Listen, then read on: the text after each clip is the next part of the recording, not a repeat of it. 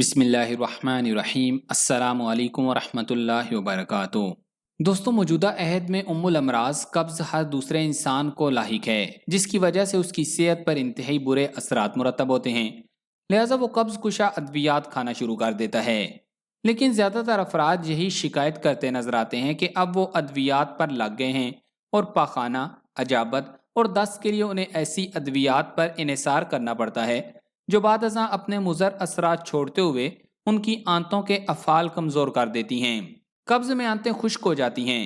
طب نبی صلی اللہ علیہ وآلہ وسلم میں اللہ کے رسول حضرت محمد مصطفیٰ صلی اللہ علیہ وآلہ وسلم اپنے صحابہ کرام رضوان اللہ علیہم اجمعین کو ایسی صورت میں گرامایا جڑی بوٹی سنا مکی کا علاج تجویز فرماتے تھے۔ یہ علاج ہر دور میں مستعمل رہا ہے۔ ترمذی اور ابن ماجہ میں حضرت اسماء بنت امیس رضی اللہ تعالیٰ عنہ کے حوالے سے روایت ملتی ہے کہ رسول اکرم صلی اللہ علیہ وآلہ وسلم نے فرمایا کہ تم کس چیز سے دست لاتی ہو؟ انہوں نے کہا، شبرم، کانٹے دار جڑی بوٹی سے۔ آپ صلی اللہ علیہ وآلہ وسلم نے فرمایا، یہ گرم اور مضر ہوتی ہے۔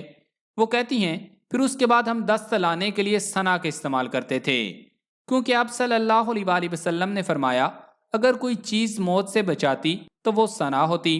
طب جدید میں قبض کے علاج کے لیے اب تک تقریباً 5000 دوائیں مستعمل رہی ہیں۔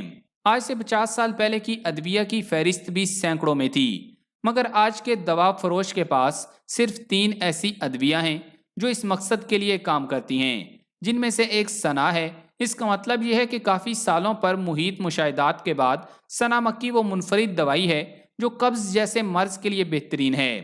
سنا مکی کا شہد کے ساتھ استعمال قبض کا بہترین علاج ہے اور آنتوں کو بھی مضبوط کرتا ہے۔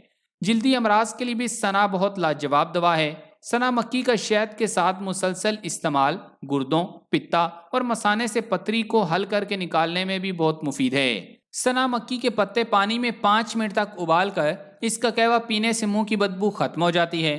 سنا مکی مصفح خون، پیٹ کے کیڑوں، بلغم اور اخلاط فاسدہ کو خارج کرنے کے لیے بھی بہترین دوا ہے۔